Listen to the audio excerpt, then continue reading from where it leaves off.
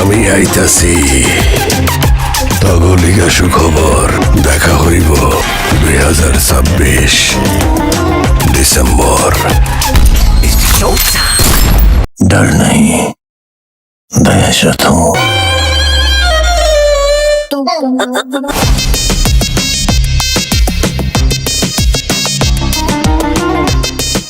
আসসালামু আলাইকুম, কি অবস্থা সবার? আশা করি সবাই ভালো আছেন। আজকের এই ভিডিওটা কিন্তু অন্য যে কোনো দিনের ভিডিওর থেকে একটু আলাদা, কারণ আজকের এই ভিডিও দেখে প্রকৃত সিনেমা প্রেমীদের গায়ের পশম দাঁড়িয়ে যাবে। বর্তমানে চলতেছে 26 সাল, 2026 সাল। ক্যালেন্ডারের পাতায় আমরা যারা সিনেমা লাভার আছি তারা যদি চোখ রাখি, আমাদের চোখটা কোন মাসে গিয়ে পড়বে? উত্তরটা খুব সহজ, ডিসেম্বর মাসে। কারণ একজন সিনেমা লাভারই শুধু বুঝবে ডিসেম্বর মাসে কি হতে চলেছে। হ্যাঁ বন্ধুরা, ডিসেম্বর মাসে এক মহা যুদ্ধ শুরু হতে যাচ্ছে।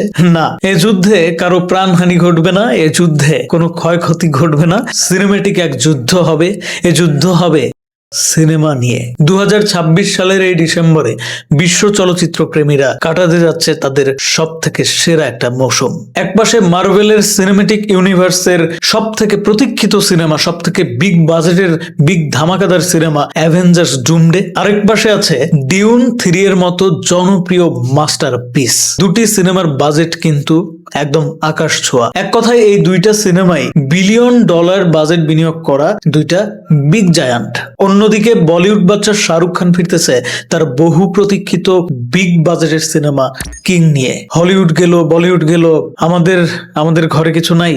হ্যাঁ, আছে আছে। নিজেদের ঘরের কথা বলতে এলে আবেগপ্রবণ হতে হয়। বন্ধুরা, আমাদের এই ছোট্ট ইন্ডাস্ট্রি থেকেও চমক আসতে যাচ্ছে ডিসেম্বর মাসে। একটা না, দুইটা চমক আসার কথা রয়েছে। যদিও একদম 110% কনফার্ম হয়ে আমি বলতে পারতেছি না, যতটুকু আমি শুনছি যে ডিসেম্বর মাসে মুক্তি পেতে যাচ্ছে আফরান নিশো এবং মেগাস্টার শাকিব খানের আপকামিং বহুল প্রতীক্ষিত দুইটা সিনেমা। আফরান নিশোর সুড়ঙ্গ 2, সুড়ঙ্গর যে প্রথম কিস্তি ছিল সেটা যে কি করে ফেলছে, একটা হিরো তার প্রথম একটা সিনেমা দিয়ে যে ঘটনা ঘটায় ফেলছে, ইন্ডাস্ট্রিকে দেখাই দিছে, দর্শকদের দেখাই দিছে সে কি পারে, তার প্রোডাকশন হাউস কি পারে। প্রথম সিনেমাতেই একদম বাজিমাত করে ফেলেছিল। রায়হান রাফির পরিচালনায় আফরান নিশো করলো সুড়ঙ্গ। সেই সিনেমা ব্যবসা সফল হলো, ব্যাপক পরিমাণে সিনেমার সমালোচক থেকে শুরু করে সবার কাছে প্রশংসিত হলো। সেই সিনেমার নামটাই একটা ব্র্যান্ড হয়ে গেল সুড়ঙ্গ। সেই নামটা ব্যবহার করে এবার দ্বিতীয় কিস্তি আসতে চলেছে, এটা আমরা সবাই জানি। তো একটু পরে বিস্তারিত আলোচনা করতেছি। এবার আসি শাকিব খানের কাছে। মেগাস্টার শাকিব খান, যার নামের আগে এই শব্দ উচ্চারণ না করলে এখন সেটা ভুল হয়ে যায়, মানে এই শব্দ এখন তার নামের সাথেই কেবল যায় আমাদের বাংলাদেশে। মেগাস্টার শাকিব খান তার এমন একটা সিনেমা নিয়ে দর্শকের সামনে হাজির হতে যাচ্ছে যে সিনেমা মুক্তির জন্য কোনো বড় ইভেন্ট লাগে না। হ্যাঁ, দর্শকের বহুদিনের চাওয়া। এক কথায় বলতে গেলে শাকিব খানকে ওই ধরনের একটা ক্যারেক্টারে দেখা যাবে সোলজারের কথা বলতেছি। সোলজার সিনেমাটাও ডিসেম্বরে মুক্তি পাওয়ার কথা, আবার নাও পাইতে পারে। এটা নিয়ে একটু ধোঁয়াশা আছে, যার কারণে আমি আগেই বললাম যে 110% কনফার্মেশন আমি দিতে পারতেছি না। তো যাই হোক, তারপরেও মানে কানাঘুষা চলতেছে, ডিসেম্বরে আসতে পারে, 2-1 মাস পরে আসলেও ধরতে গেলে ওই ঘাড়াঘাড়ি আর কি, এরকম কিছু হইতে পারে। তার মানে কি, ডিসেম্বর থেকে শুরু হয়ে যাবে সিনেমেটিক একটা যাত্রা, যে যাত্রা আমাদের কোথায় গিয়ে শেষ হবে সেটা কিন্তু আসলে এই মুহূর্তে বলা যাচ্ছে না। তো আশা করতেছি যে সিনেমার সেই দারুণ রোলার কোস্টারে উঠে সিনেমেটিক ওই যাত্রার মধ্যে আমরা সোলজারকেও পেয়ে যাব। মার্ভেল কিন্তু একা না। ওই যে শুরুতেই বললাম, ডিসেম্বরে হলিউড দুইটা বিগ জায়ান্ট নিয়ে হাজির হচ্ছে। দ্বিতীয় জায়ান্টটাকে Dune part 3, Dune part 1, part 2 যারা দেখেছেন তারা জানেন যে এই দুইটা সিনেমা কোন লেভেলের মাস্টারপিস। এন্ড যখন ওই একই পরিচালক পরিচালনা করে, ড্যানিস ভিলনোভের এই সিনেমার পরিচালক, তখন কিন্তু দর্শকের আর বোঝার বাকি থাকে না যে আরেকটা মাস্টারপিস ইজ লোডিং। টিমোথি সালেমেট, যিনি পল অ্যাট্রিডিসের চরিত্রে আছেন, এই পার্টে নিজেকে সম্পূর্ণ এক অন্ধকারের নায়কে তিনি রূপান্তর করেছেন। শুটিং তো অনেক আগেই শেষ হয়ে গেছে, এখন পোস্ট প্রোডাকশনের কাজ চলতেছে। অর্থাৎ ডিউনের মতো সিনেমার দর্শকরা আপনারা অপেক্ষা করেন মরুভূমির রাজ্যের সেই রাজত্ব দেখার জন্য। শুটিং অনেক আগেই শেষ, এখন কেবল রূপালী পর্দায় মরুভূমির রাজ্যের সেই রাজত্ব দেখার পালা। হলিউডের এই দুই পরাশক্তির হাড্ডাহাড্ডি লড়াই দেখার জন্য আমার বাংলাদেশি সিনেমা প্রেমীদের মধ্যে এই মুহূর্তে কেমন অনুভূতি কাজ করতেছে কমেন্ট বক্স স্বাধীনতার জায়গা কমেন্টে কিন্তু অবশ্যই জানাবেন। হলিউড থেকে এবার চোখ ফেরানো যাক বলিউডে। আর বলিউডের কথা উঠলে বাদশার নাম তো নিতেই হবে।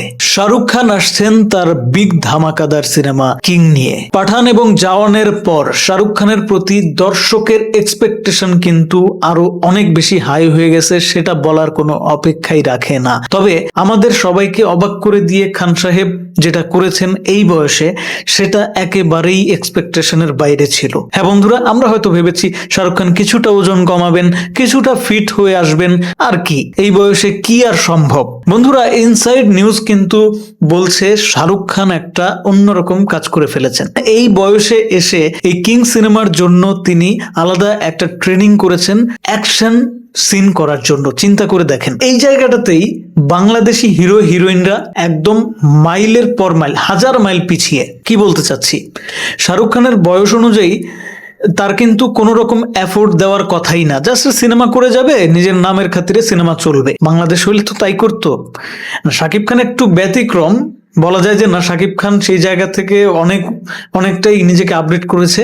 তবে আপনি যদি শাকিব খান বাদে রিয়াজ, ফেরদৌস, তারপরে ওমর সানি, তারপর আরো অনেক নায়ক তারা ছিলেন যারা কিনা অনেক সম্ভাবনাময় ছিলেন, তারা চাইলে পারতেন না শাহরুখ খানের মতো ক্যারি করতে? পারতেন না? সেটাই বলতেছি যে বাংলাদেশের চলচ্চিত্রের এই বেহাল অবস্থার কারণ হচ্ছে হিরোরা, মেকার্সরা যারা কিনা হিরোদেরকে প্রপার ভাবে একটা সাপোর্ট দেন না।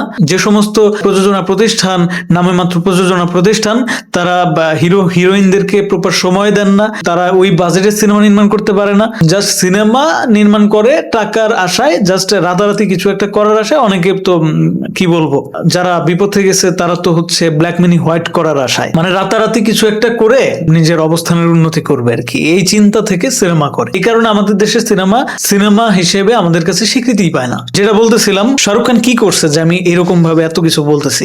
এই বয়সে এসে এই বান্দা একটা অ্যাকশন দৃশ্য করার জন্য দীর্ঘ 6 মাস যাবত সে একটা ট্রেনিং করেছে র ফাইট করার জন্য, হ্যান্ড টু হ্যান্ড কম্বাট করার জন্য। তার মানে কি, আপনার শুধু তো বিগ বাজেট থাকলে হবে না, আপনার নাম শাহরুখ খান, শাকিব খান হইলে তো হবে না ভাই। আপনার কো আর্টিস্ট কারাটে পারে, কুংফু পারে, বলিউড না হলিউড থেকে আপনি নিয়ে আসছেন তারে। আপনি ফাইট ডিরেক্টর আনছেন, বিশ্বের সেরা ফাইট ডিরেক্টর, কিন্তু আপনার ভেতরে কিছুই নেই। আপনি ফোকলা, মাকাল ফল। একটা শট দিতে বললে আপনি পারবেন না। এই কারণে বাধ্য হয়ে ওই হলিউডের ফাইট ডিরেক্টর এসেও আপনাকে সেই বাংলা মাইর দেওয়াবে, বাংলা অ্যাকশন করাবে, যেটা আমাদের দেশেই অহরহ আছে। সেম টু সেম হয়ে গেল না তাহলে ব্যাপারটা? সমস্যাটা তো এখানেই, আমাদের দেশের সিনেমার মধ্যে, আমাদের দেশের মেকার্স, আমাদের দেশের হিরো হিরোইনের মধ্যে। শাহরুখ খানের মধ্যে ওই সমস্যা নাই। শাহরুখ খান এবং বলিউডের এরকম আরো কয়েকজন ডেডিকেশন সম্পন্ন বান্দা আছে, মানে অভিনয় শিল্পী আছে, যারা কিন্তু তাদের কাজ সম্পর্কে খুব সচেতন। তারা প্রপার ফাইটটা যেন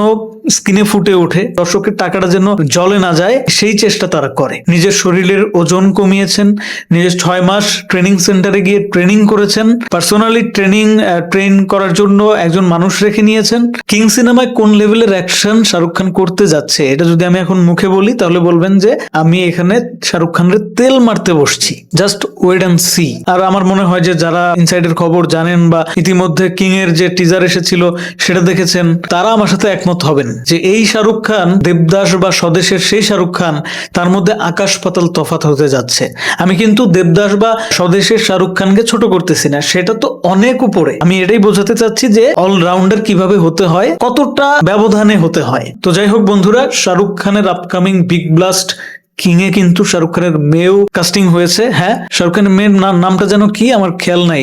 কমেন্ট বক্স স্বাধীনতার জায়গা, কমেন্টে কিছু বলেন, আপনারা না বললে কেমনে হয়। শাহরুখ খানের এই বিগ ব্লাস্ট দেখার জন্য আপনারা কতটা মুখিয়ে আছেন অবশ্যই কমেন্ট বক্স স্বাধীনতার জায়গায় কমেন্টে জানাবেন। এবার আমরা চলে আসি আমাদের ঘরের দিকে রওনা দিলে দেখতে পাচ্ছি দূর থেকেই আফরান নিশোকে, দেখতে পাচ্ছি দূর থেকে মেগাস্টার শাকিব খানকে। তারা কিন্তু আমাদের জন্য চমক রেখেছে। এই দুজনের নাম আসলেই এখন ফ্যান বেজের মধ্যে বিশাল তর্কাতর্কি শুরু হয়ে যাওয়ার একটা সম্ভাবনা তৈরি হয়, যে ব্যাপারটা একদিক থেকে খুবই দুর্দান্ত। কারণ হচ্ছে যত তর্ক তত সিনেমার হাইপ বৃদ্ধি, যত তর্ক তত মার্কেটিং। আবার আরেক দিক থেকে একটা ব্যাপার খুবই খারাপ লাগে, যখন বোধ বুদ্ধি নিজের হারিয়ে বসে একজন দর্শক আরেকজন দর্শকের সাথে, দর্শক বলা যাবে না এদেরকে বলতে হবে যে কট্টরপন্থী। যেমন আফরান নিশোর একজন কট্টর ভক্ত, শাকিব খানের একজন কট্টর ভক্ত, তারা এমন এক কাণ্ড ঘটায় ফেলে সোশ্যাল মিডিয়াতে নিজেদের বাপ মা তুলে গালি দেওয়া শুরু করে দেয়। মানে এগুলা জাস্ট নির্বুদ্ধিতার পরিচয়।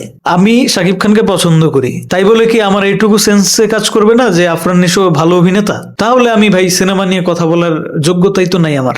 আমি আফরান নিশোকে পছন্দ করি, তাই বলে আমি কি শাকিব খানকে তার ব্যক্তিগত লাইফ নিয়ে খোঁচাবো?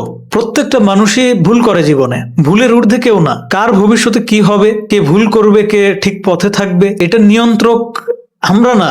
এটা এটা এটা কেউ বলতে পারে না কখন কি হয়। সো আপনি যাকে পছন্দ করেন তাকে ছাড়া আপনি অন্য কারো প্রশংসা না করলেন অ্যাটলিস্ট অহেতুক সমালোচনায় আমরা না মত্ত হই। এটাই হচ্ছে আমার পক্ষ থেকে আমার ভিউয়ার্স যারা আপনারা আছেন তাদেরকে অনুরোধ করব।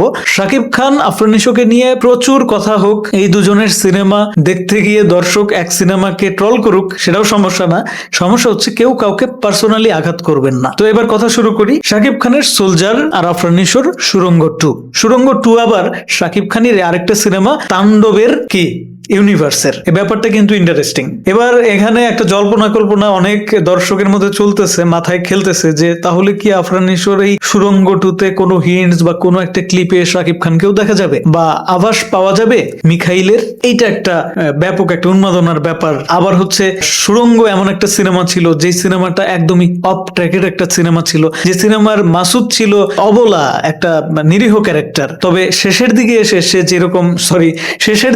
সে যেরকম একটা বিস্টে পরিণত হয়, এটা কিন্তু লক্ষণীয়। দেখেন অনেকেই এখানে বলবে যে সুড়ঙ্গ সিনেমাটাতে মাসুদের যে ক্যারেক্টারটা ছিল সেটার সাথে তো কোনোভাবেই সুড়ঙ্গ 2-র যে মাসুদ এটার মিল পাই না। অ্যাটলিস্ট একটু তো ওইরকম মিল না থাকলে সিকুয়াল কিভাবে হয়? এটা একটা গুজামিল দিছে, অনেকেই কিন্তু এরকম বলতেছে। কিন্তু আমার কাছে এরকম মনে হয় না। আমার কাছে মনে হয় যে রায়হান রাফি সেটা জেনে হোক আর না জেনে হোক, শেষের দিকে আপনি একটু খেয়াল করবেন সুড়ঙ্গের যে ক্যারেক্টার মাসুদ, তার মধ্যে একটা অভূতপূর্ব পরিবর্তন কিন্তু লক্ষণীয়। এটা তারা না জেনে হোক না জেনে হোক মেগাস টিম তারা কিন্তু ঘটায় ফেলছে। সুড়ঙ্গর শেষের সিকোয়েন্সে দেখবেন আফরান নিশো এমন ভাবে তার প্রিয়তমাকে জ্বালায় বুড়ায় দিল, তার মধ্যে কোনো মানে অনুশোচনাই কাজ করতেছে না যে একটা মানুষ মেরে ফেললাম। ঘরটা এমন ভাবে জ্বালায় দিল, তারপর যে হেঁটে আসার যে সিকোয়েন্সটা, সেখানে দেখবেন যে আফরান নিশোর চোখে মুখে আগুন। বোঝাই যাচ্ছে এই ক্যারেক্টার এরপরে আর ঠিক হওয়ার না।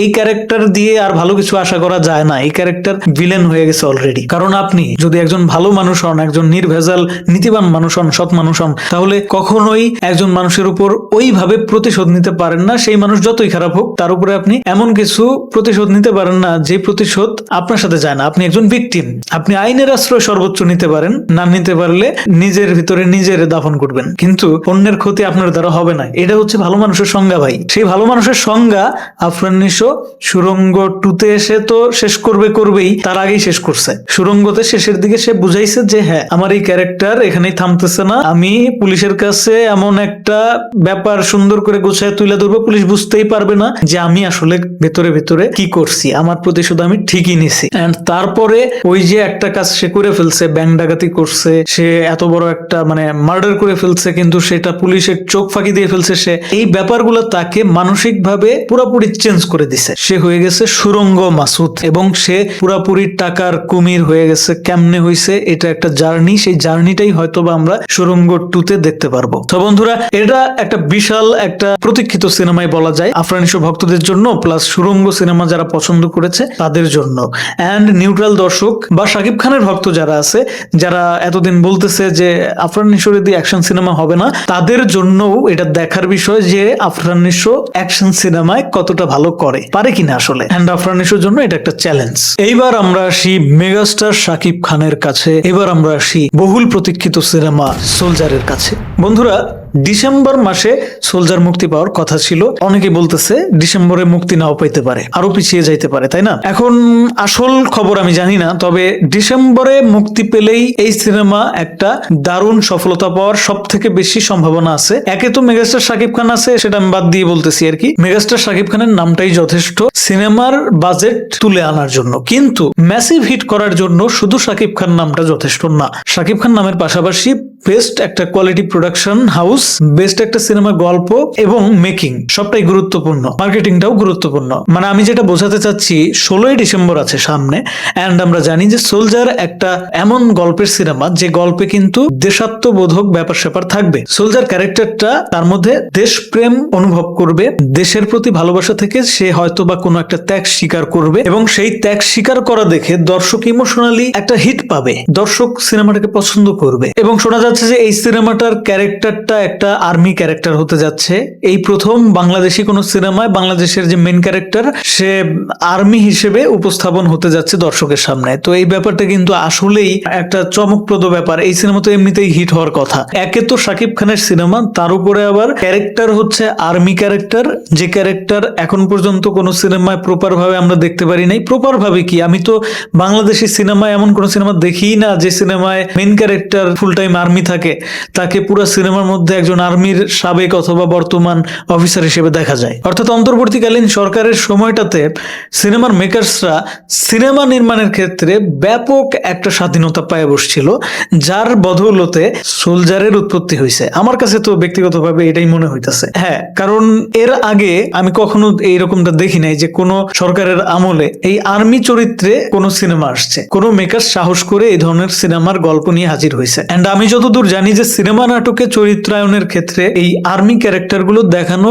আর্মির পক্ষ থেকে এক প্রকার নিষেধই ছিল। তবে একদম শিওর না আমি এই ব্যাপারে, আমি শুনেছিলাম যে হচ্ছে আর্মির ক্যারেক্টার দেখানো যাবে না বাংলাদেশের কোনো সিনেমায়, কারণ হচ্ছে এটা তাদের একটা ইন্টারনাল সিকিউরিটির ক্ষেত্রে তারা খুব স্ট্রেট ফরওয়ার্ড। তো যাই হোক বন্ধুরা, আমি খুবই খুবই খুবই এক্সাইটেড সোলজার নিয়ে। সোলজারে নাকি নায়িকা হিসেবে থাকতে যাচ্ছে তানজিন তৃষা। তানজিন তৃষা কেমন করে এটা নিয়ে একটু ভয়ে আছি, কারণ তানজিন তৃষার নাটক আমি অনেকই দেখছি। আমার কাছে মনে হয়েছে যে তার অভিনয় শেখার আরো অনেক জায়গা আছে। যে কোনো অভিনয় শিল্পীর ক্ষেত্রেই অভিনয় শেখার জায়গাটা অনেক বিস্তৃত। অভিনয় এত সহজ বিষয় না, সারা জীবনই শিখতে থাকতে হয়। তবে কিছু কিছু আর্টিস্ট আমাদের ইন্ডাস্ট্রিতে আছে যারা যতটা অভিজ্ঞ তার থেকে অনেক বড় বড় কাজ করতেছে। আমি আসলে ব্যক্তিগতভাবে কাউকে হার্ট করার জন্য বা কারো এরকম চরম সমালোচনা করার জন্য কথাগুলো বলতেছি না। মূল বিষয় হচ্ছে শাকিব খানের সোলজারে আমি আরো দুর্দান্ত একজন অভিনয় শিল্পীকে এক্সপেক্ট করছিলাম তার কোয়ার্টিস্ট হিসেবে।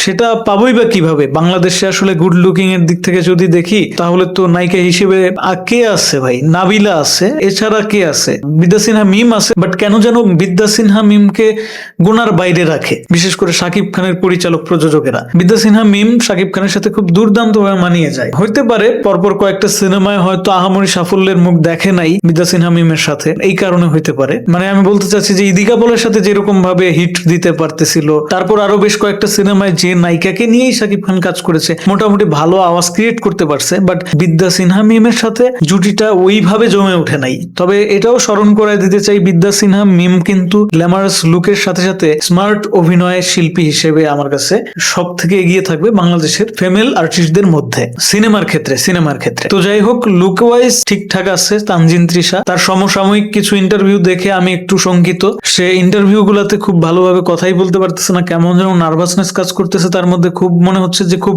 তড়িঘড়ি করে সে কথা বলতেছে। অভিনয়টা কেমন করে সেটাই দেখার বিষয়। আর সাকিব ফাহাদ পরিচালক হিসেবে কেমন সেই ধারণাও আমার নাই। সো এখনই আমি কিছু বলতে পারতেছি না।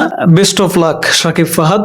আমাদের ইতিপূর্বে মেহেদী হাসান হৃদয় দেখায় দিছে, হিমেল আশরাফ দেখায় দিছে যে নতুন হইলে চিন্তার কিছু নাই, নতুন হইলে নতুন ভাবে চমক দেওয়া যায়, নতুন হইলে নতুন দর্শককে সাকিবিয়ান বানানো যায়, সাকিব খানকে অন্যভাবে প্রেজেন্ট করা যায় যেভাবে ইতিপূর্বে দেখা যায় নাই। তো বন্ধুরা, এই ছিল আজকের আলোচনা। কমেন্ট বক্স স্বাধীনতার জায়গা। কমেন্টে আপনারা জানান কোন সিনেমাটা, এই 5টা সিনেমার মধ্যে কোন সিনেমাটার জন্য আপনি সব থেকে বেশি আগ্রহী।